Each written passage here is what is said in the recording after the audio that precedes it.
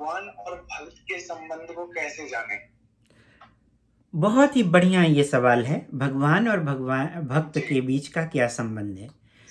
तो भगवत गीता जी, में उसको हम मैं कैसे जान सकते हैं? जी ओके, जी जी बहुत बढ़िया। तो भगवत गीता में मैं एक स्टोरी भी चांस मिलेगा तो बताऊंगा। जी जी उस स्टोरी के द्वारा बड़े आसानी से समझा जा सकता है। भगवत गीता के 10वें अध्याय में, जो कि भगवान का ऐश्वर्य ज्ञान है, उसमें भगवान बता रहे हैं कि मैं ही सभी का स्रोत हूं। 8वें श्लोक से 11वें श्लोक को चतुर श्लोकी भगवत गीता बताया गया हुआ है। इसका मतलब कि इसी 4 श्लोकों में पूरे भगवत गीता के सार को डाल दिया गया है। तो भगवान बताते हैं कि जो भी जी भौतिक और आध्यात्मिक जो कुछ भी है वो सभी का स्रोत हूं मैं, और जी गुरु सभी का मूल मैं हूं, उनका कोई मूल नहीं है। उसके बाद तो फिर जो लोग इस बात को जानते हैं, जो बुद्धिमान हैं, जो जानते हैं, वे भगवान की प्रेमा भक्ति में लगते हैं। जब हमें पता है कि बहुत जी बड़े जी प्राइम जी मिनिस्टर हैं या कोई प्रेसिडेंट है, तो उसकी सेवा करके ही हम उसके साथ जुड़ सकते हैं ना। यही सबसे बेस्ट जी सोल्यूशन बिल्कुल। है।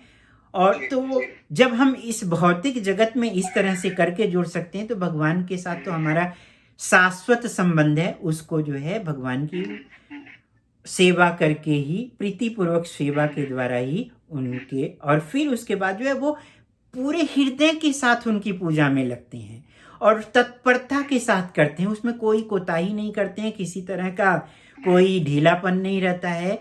एकदम अच्छे से जम के शहंशाह के जैसे और प्रीतिपूर्वक दिल से, हृदय से उनकी सेवा करते हैं। उसके बाद फिर क्या होता है? जी गुरु। तो भगवान बोलते हैं कि जो मेरे शुद्ध भक्तों के विचार मुझ में वास करते हैं, जो भगवान के भक्त हैं, उनके जो विचार हैं वो सब जो है भगवान के अंदर निवास करते हैं। भगवान से ही जुड़ी हुई सब कुछ रहती है उनकी। सोना, उठना, खाना पीना, बैठना, बाहर जाना, कुछ लेक्चर देना, जो कुछ भी है वो सब कुछ भगवान से ही जुड़ा हुआ होता रहता है।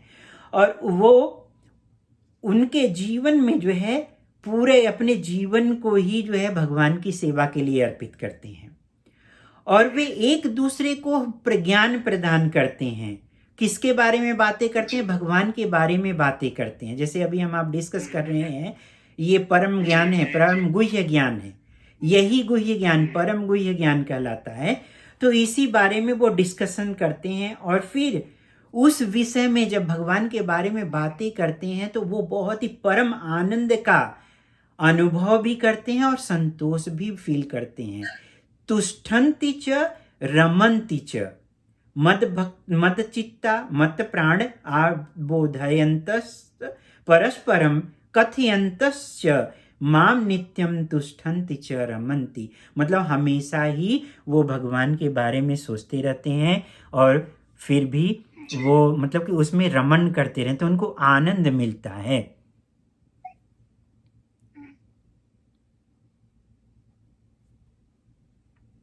तो जो भगवान का भक्त है वो कहीं से भी हो सकता है, किसी भी देश काल और जाति से। कोई जरूरत नहीं कि जो भारत में पैदा हो किसी भी वही जाति का भक्त बन व्यक्ति हो सकता सकता है, है।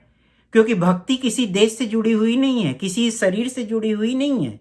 जी किसी से कोई भी भक्ति इतनी सुलभ है कि कोई भी चांडाल हो या चोर हो, डाकू हो या कुत्ता बिल्ली खाता हुआ हो या कोई शूद्र परिवार से हो, कोई स्त्री हो, पुरुष हो, कोई अंग्रेज हो, कोई गोरा हो, कोई काला हो, इससे कोई लेना देना नहीं है। जो भगवान के साथ अपने संबंध को रिवाइव करेगा और भगवान की प्रीतिपूर्वक सेवा करेगा, वो सभी के लिए भक्ति सुलभ है। ऐसी भगवान की भक्ति है। तो इसमें गोरा काला का कोई भेद ही नहीं है। ये नहीं कि ये सिर्फ स्पेशल भारतवासियों जी के लिए ही ये है। हाँ हाँ, स्पेशली यही नहीं दिया हुआ है सर कहीं पे भी प्रभु जी। तो ये बिल्कुल गलत बोल रहे हैं। भक्ति सर्वसुलभ है, सबके लिए अवेलेबल है। कोई ये नहीं बोल सकता कि ये जी हमारे लिए तुम्हारे लिए नहीं है। वो तो जैसे ये हो गया कि ये तुम्हारे भगवान है वो हमारे भगवान नहीं। भगवान एक ही है। ईश्वर परमः कृष्ण सच्चिदानंद विग्रह अनादिर आदिर गोविंद सर्व कारण कारणम। भगवान कृष्ण ही सभी कारणों के कारण हैं और वही ही गोविंद के नाम से जाने जाते हैं। और मैं उनकी पूजा करता हूँ, ये ब्रह्मा जी बोल रहे हैं जो है। तो इसमें ये नहीं बोलें कि ये अंग्रेजों के हैं, कि ये गोरे के हैं, कि ये काले के हैं, ये भारत के हैं, कि ये यूरोपियन है, कि कहाँ से हैं, ये एशियन है, कि अमेरिकन है, ऑस्ट्रेलियन है। ये सब देहात्म बुद्धि है। जो शरीर के बुद्धि पे जुड़ा हुआ रहता है वो उसके अंदर ऐसी बुद्धि रहती है जो है। तो इससे हमें ऊपर उठना है, तब जा करके हम भक्ति किसी सबके साथ एक समान दृष्टि से देखने की बात की जाती है, तभी हम भगवान के पास जा सकते हैं। अगर हम किसी के साथ वैरी रखते हैं, इन्वेस्ट रखते हैं, तो फिर हम भगवान के पास जा ही नहीं सकते हैं। तो आगे भगवान बोल रहे हैं, जब कोई प्रीतिपूर्वक सेवा करता है तो वो इस देहात्म बुद्धि से आगे बढ़ जाता है, उससे ऊपर उठता है। जब वो ऊपर उठता है तो आगे क्या परिवर्तन होता है, अब वो देखे कि भगवान उसके ऊपर क्या करते हैं। भगवान बता रहे हैं कि मैं उनके ऊपर विशेष अनुकंपा करता हूँ, विशेष कृपा करता हूँ।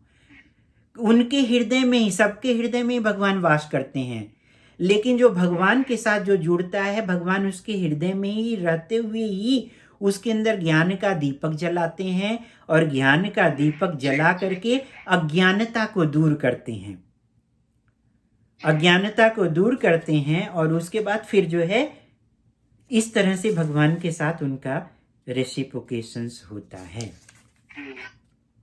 और बीच में भगवान ये भी बोल रहे हैं, 10वें श्लोक में बोल रहे हैं कि जो प्रेम पूर्वक मेरी सेवा में निरंतर लगा रहता है, मैं उन्हें ज्ञान भी प्रदान करता हूं ताकि वो मुझ तक आ सके। और वो हृदय में ही रहते हैं, कहीं अलग से ज्ञान नहीं दे, हृदय में ही रह करके जो है ज्ञान का दीपक जलाते हैं, और फिर हम उनसे जुड़ सकें जो है। तो अब मैं एक स्टोरी बताऊंगा इस बारे में। दुर्वासा मुनि महाराज अम्बरीश के पास गए हुए थे, और एकादशी का व्रत था, और वो निर्जला एकादशी कर रहे थे 1 साल तक के लिए। तो उसी पीरियड में दुर्वासा मुनि गए और बोले कि कैसे ये व्रत तोड़ते हैं, ये जानने के लिए उन्होंने गए कि मैं राजन आप अभी नहा के आ रहा हूँ। और उस समय जो मुहूर्त था, जिस पर्टिकुलर मुहूर्त में एकादशी को ब्रेक किया जाता है, उस मुहूर्त को वो निकला जा रहा था। तो महाराज अम्बरीश ने क्या काम किया कि वो अपने ब्राह्मणों से संपर्क किए। तो ब्राह्मणों ने बोला कि अगर आप पानी ले लेते हो, चूंकि आप निर्जल हो, तो पानी लेके अगर फास्ट ब्रेक कर लेते हो तो वो अन्न नहीं खा रहे हो, इसलिए आप एक ब्राह्मण का वेट भी कर रहे हो, और ऊपर से आपका व्रत भी टूट जाएगा।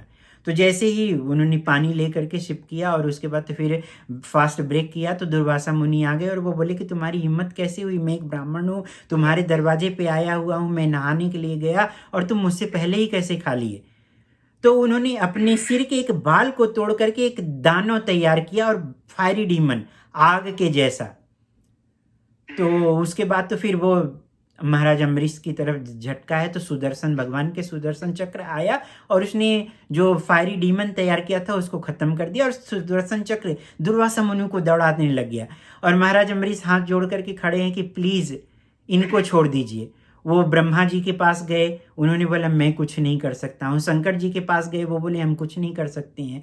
फिर वो विष्णु के पास गए, तो विष्णु ने बोला कि मैं भक्तों के अधीन हूँ, मैं अकेले परम स्वतंत्र नहीं हूँ, मेरे भक्त मुझ में निवास करते हैं। इसलिए अगर महाराज अम्बरीश आपको माफ कर देते हैं तो आप उनके पास जाइए, मैं कुछ नहीं हूँ, क्योंकि मैं अपने भक्तों के द्वारा ही कंट्रोल किया जाता हूँ।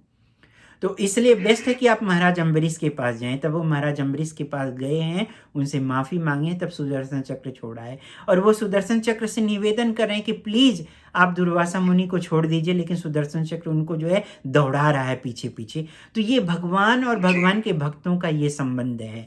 क्लियर हुआ? अभी ये स्टोरी से एकदम क्लियर हुआ होगा आपको। तो मेरी आप लोगों से रिक्वेस्ट है कि जो लोग वॉच कर रहे हैं वो ध्यान दें, और उसके साथ साथ जो है इस वीडियो को सब्सक्राइब करें, लाइक करें, ताकि अन्य लोग भी इसका फ़ायदा उठा सकें।